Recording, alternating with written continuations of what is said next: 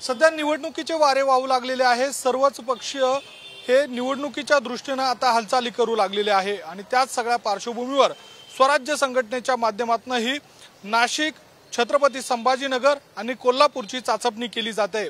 अशातच काही मराठा नेत्यांनी नाशिकमध्ये जर भाजपच्या माध्यमातून छगन भुजबळ मैदानात उतरले तर लोकसभेच्या पार्श्वभूमीवर स्वतः छत्रपती संभाजीराजे यांनी उमेदवारी करावी अशा स्वरूपाची गळ त्यांना घालण्यात आलेली आहे आणि या सगळ्या संदर्भात महाविकास आघाडी सोबत जाण्याचाही प्रस्ताव स्वराज्य पक्षाकडून केला जातोय। एकूणच नाशिक, छत्रपती संभाजीनगर आणि कोल्हापूरच्या जागेच्या संदर्भात महाविकास आघाडी सोबत प्रस्ताव देत चर्चा होत असल्याची माहिती समोर येत आहे।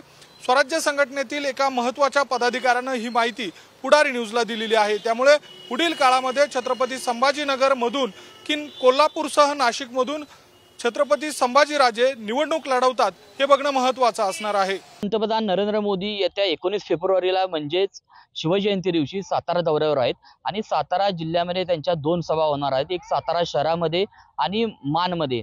यानंतरच या दौऱ्याची देखील मोठ्या प्रमाणात जय्यत तयारी करण्यात आलेली आहे।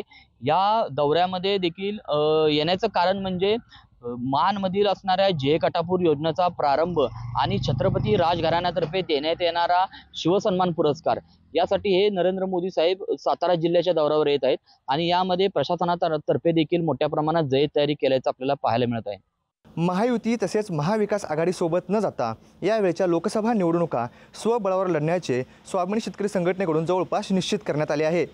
या लोकसभा निवडणुकीच्या पार्श्वभूमीवर स्वाभिमानी शेतकरी संघटनेचे राजू शेट्टी यांच्याकडून आतापासूनच मोर्चे बांधणीला सुरुवात झाली आहे। हातकणंगले लोकसभा मतदारसंघामध्ये येणाऱ्या गावातील कार्यकर्त्यांच्या बैठका राजू शेट्टी यांनी नुकत्याच घेतल्या। यावेळी कार्यकर्त्यांनी महायुती तसेच महाविकास आघाडीसोबत न जाता स्वबळावर निवडणूक लढवावी अशी मागणी राजू शेट्टी यांच्याकडे केली। याला राजू शेट्टी यांनी देखील सकारात्मक प्रतिसाद देत तसेच गेल्या 2 वर्षापूर्वी घेतलेल्या भूमिकेवर ठाम असल्याचं सांगत यावेळच्या लोकसभा निवडणुका स्वबळावरच लढणार असल्याचं त्यांनी सांगितलं आहे। कोल्हापूर, हातकणंगले, सांगली, माढा, परभणी आणि बुलढाणा या 6 लोकसभा मतदारसंघातून स्वाभिमानी शेतकरी संघटना निवडणूक लढवणार आहे। तसेच राज्यामध्ये जे राजकीय अस्थैर्य निर्माण झाले आहे ते आकलन शक्तीच्या बाहेर असल्याचं देखील राजू शेट्टी यांनी सांगितलेलं आहे। मराठा आरक्षणाबाबत अध्यादेश निघाल्यानंतर पुन्हा एकदा मनोज जरांगे पाटील महाराष्ट्र दौऱ्यावर आले। याच पार्श्वभूमीवरती मनोज जरांगे पाटील आज नाशिक दौऱ्यावर असून याच दरम्यान मनोज जरांगे पाटील यांचा दौरा आज सकाळी 10 वाजेपासून सुरुवात झाली। दिंडोरीच्या दिशेने येताच मनोज जरांगे पाटील यांचं जंगी स्वागत फटाक्यांच्या हातीशबाजीत व ढोल ताशांच्या गजरात गावोगावी शेकडोच्या संख्येने मराठा बांधवांनी त्यांचं स्वागत केलं। याच दरम्यान पुढे सप्तशृंगी गडावरती जाऊन 3.5 शक्तिपीठापैकी अर्ध शक्तिपीठ असलेल्या सप्तशृंगी देवीची आरती करत पूजा देखील केली। याच दरम्यान सप्तशृंगी देवीला मनोज जरांगे पाटील यांनी साकडं घातलं। सरकारला आरक्षणाबाबत सद्बुद्धी यावी व तसंच याच वेळी छगन भुजबळ यांच्यावर देखील निशाणा साधला। त्यानंतर मनोज जरांगे पाटील हे कळवणच्या दिशेने निघाले। या ठिकाणी देखील शेकडोच्या संख्येने मराठा बांधव एकत्र आले होते। या दरम्यान मनोज जरांगे पाटील यांनी आपल्या भाषणातनं मराठा बांधवांना आव्हान केलं। येणाऱ्या 10 तारखेला उपोषणाला बसणार असल्याने संपूर्ण मराठा समाजाने एकत्रित यावं आणि सरकारवरती दबाव तयार करावा असं आव्हान यावेळी मनोज जरांगे पाटील यांनी केलं। अखेर हो नाही म्हणत बाबा सिद्दीकी यांनी काँग्रेसच्या प्राथमिक सदस्यत्वाचा राजीनामा दिला। या संदर्भात त्यांनी एक्स पोस्टवरती माहिती दिली। खरं तर बाबा सिद्दीकी नक्की कुठे जाणार आहेत, ते कोणत्या पक्षात जाणार आहेत याबद्दल जरी अजून स्पष्टता आलेली नसली तरी सुद्धा ते काँग्रेस सोडणार की नाही या प्रश्नाचं उत्तर मिळालं आणि जवळपास 48 वर्षांचा काँग्रेस सोबतचा प्रवास आपण संपवत असल्याचं त्यांनी सांगितलं। आणि बोलायच्या खूप गोष्टी आहेत, मात्र सगळ्या गोष्टी मी आता बोलणार नाही। बाकी सगळ्यांचे आभार असं त्यांनी त्यांच्या एक्स पोस्टमध्ये नमूद केलं। काँग्रेस कार्यकर्ते ही काँग्रेसचा प्रचार करत नाहीत, त्याहून जास्त संजय राऊत हे काँग्रेसची चाटुगिरी करतात अशा पद्धतीचा आरोप नितेश राणे यांनी केलेला आहे।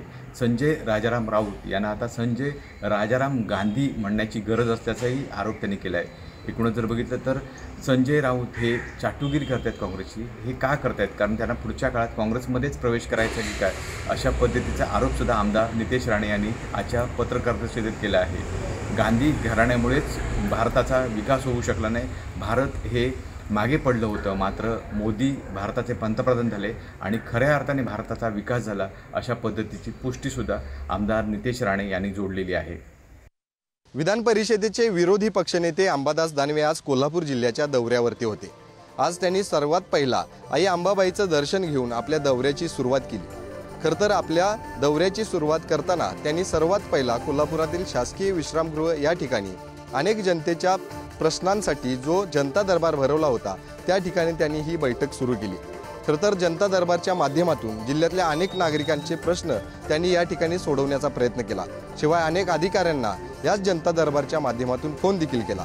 हे सगळं सुरू असतानाच त्या ठिकाणी राजेश क्षीरसागर यांच्याकडून ज्यांना मारहाण झाली होती ते वरपे त्या ठिकाणी आपला प्रश्न घेऊन उपस्थित झाले। खरं तर वरपे यांना जी मारहाण झाली त्या प्रकरणाचं पुढं काय झालं या संदर्भात सवाल करण्यासाठी दानवे यांनी थेट पोलीस अधीक्षक महेंद्र पंडित यांनाच फोन लावला आणि या प्रकरणासंदर्भातली माहिती सुद्धा घेतली।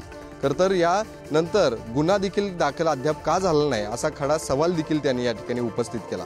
खरं तर दानवे हे आज कोल्हापूर जिल्ह्याच्या दौऱ्यावरती होते। जनता दरबारच्या माध्यमातून अनेक प्रश्न देखील ते जाणून घेणार होते।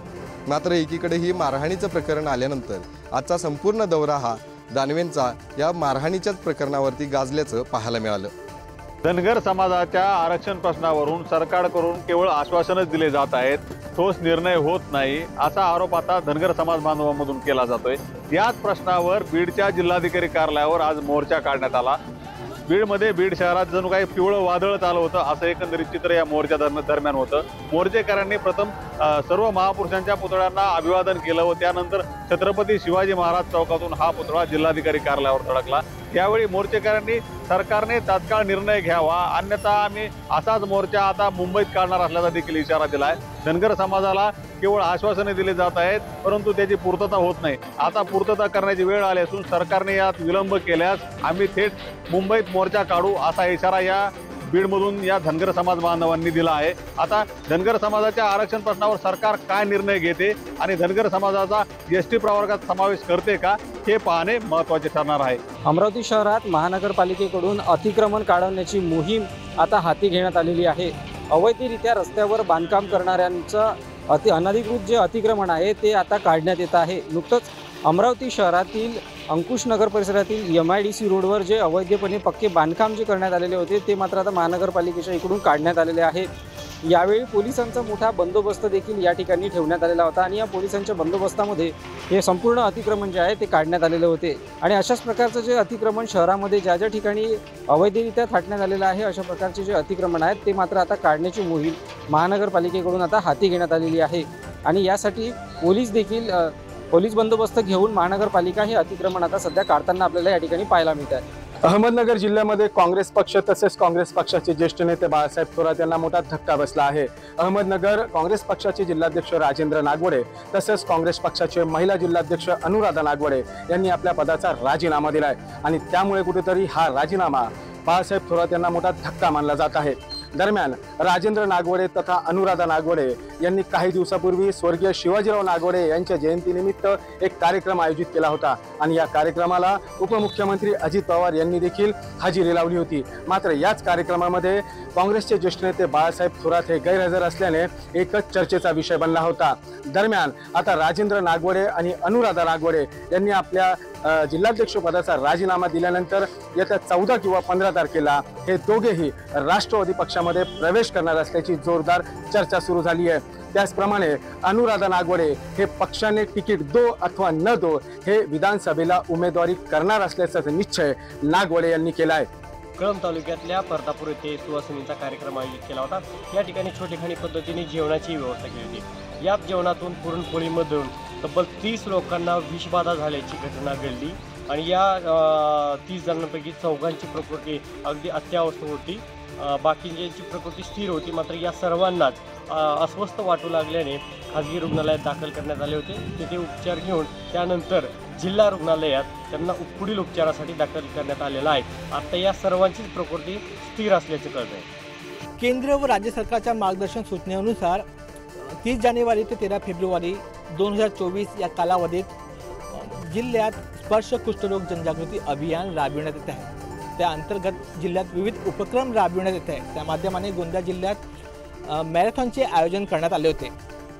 वैद्यकीय अधिकारी भारती जयस्वाल यांच्या माध्यमाने हिरवी झेंडी दाखवून या मॅरेथॉनची सुरुवात केली। या मॅरेथॉनमध्ये जवळपास 200 लोकांनी सहभाग घेतला। याच्यामध्ये मुख्यतः युवा वर्ग, वैद्यकीय कर्मचारी, अधिकारी तसेच KTSचे कर्मचारी याच्यामध्ये भाग घेतला। लोकांना जनजागृती व्हावी या उद्देशाने या मॅरेथॉनचे आयोजन गोंदिया जिल्ह्यात करण्यात आले होते। गडिंग्लज, आजरा, चंदगड तालुक्यासह कर्नाटकातील अनेक गावांची आरोग्यदायिनी म्हणून असलेल्या 100 बेड हॉस्पिटलमध्ये कोरोनाच्या काळानंतर आणखी 100 बेड हॉस्पिटलचं शुभारंभ करण्यात आला। वास्तविक या ठिकाणी अतिशय चांगल्या प्रकारचा ICU, अद्ययावत अशा सगळ्या सेवा सुविधा असतानाही केवळ कर्मचाऱ्यांच्या व वैद्यकीय अधिकाऱ्यांच्या अभावी हे रुग्णालय अद्याप सुरू व्हायचे जैसे ते आहे। अद्याप ही रुग्णालयाला कुलूपच असून या ठिकाणी रुग्णांना सेवा व सुविधा मिळताना अनेक अडचणी येतात। महिनाभरापूर्वी या हॉस्पिटलचा शुभारंभ करण्यात आला, मात्र वैद्यकीय अधिकारी व कर्मचारी नसल्याने हे रुग्णालय अद्यापही बंद अवस्थेत आहे। खरं तर या ठिकाणच्या तिन्ही तालुक्यातल्या लोकांसाठी ही आरोग्यदायिनी व गरिबांचा दवाखाना म्हणून प्रसिद्ध असलेला हा 100 बेड 200 बेडचा होणे अपेक्षित होते आणि हे काम तातडीने सुरू होणं अपेक्षित असताना केवळ राज्य सरकारच्या दुर्लक्षामुळे व कर्मचाऱ्यांच्या भरती अभावी अद्यापही हा दवाखाना बंदच आहे। त्यामुळे या विभागातील रुग्णांची गैरसोय होत आहे। बुलढाणा जिल्ह्यातील जागतिक दर्जाच्या लोणार सरोवराला युनेस्कोच्या जागतिक वारसा स्थळांमध्ये समाविष्ट होण्याची शक्यता आता निर्माण झाली आहे। त्यानुसार देहरादूनच्या वाईल्ड लाईफ इन्स्टिट्यूट ऑफ इंडियाच्या तांत्रिक तज्ज्ञांच्या पथकाने भेट देऊन या परिसराची पाहणी केली आहे। येथील स्थळांची वैशिष्ट्ये, क्षमतांची नोंदणी घेऊन हे पथक एक अहवाल युनेस्कोला सादर करणार आहे। युनेस्कोकडे जागतिक वारसा स्थळ म्हणून लोणार अधिसूचित होण्याचे 2 टप्पे आहेत। पहिल्या टप्प्यात तात्पुरत्या लोणार या यादीमध्ये लोणारचा समावेश करून आवश्यक निकष पूर्ण करण्यास प्राधान्य देण्यात येणार आहे। त्यानंतर दुसऱ्या टप्प्याच्या दिशेने वाटचाल केली जाईल। या अनुषंगाने पथकाने येथे भेट देत या ठिकाणची वैशिष्ट्ये व अहवालासाठी आवश्यक माहिती जी आहे ही संकलित केली आहे। दरम्यान पुरातत्व विभागाकडूनही हा प्रस्ताव सादर करण्याच्या हालचालींना आता वेग आला आहे। खऱ्या अर्थानं एक नवा सिनेमा घेऊन सचिन पिळगावकर भेटले, पण तो सिनेमा दुसरा नसून कुठलाही नवरा माझा नवसाचा जो दुसरा भाग आहे। नवरा माझा नवसाचा जो खऱ्या खूप गाजलेला सिनेमा होता सचिन पिळगावकर आणि सूर्या पिळगावकर। आता तो तब्बल 19 वर्षानंतर पुन्हा एकदा येतोय। स्टारकास्ट मध्ये अशोक मामा, स्वप्न जोशी, सुप्रियाताई, सचिनजी हे सगळे असतात आणि अनेक वर्षानंतर सचिन पिळगावकर दिग्दर्शन करणार आहेत सिनेमाचं। त्यामुळे नवरा माझा नवसा 2 ची प्रतीक्षा आता वाढली आहे।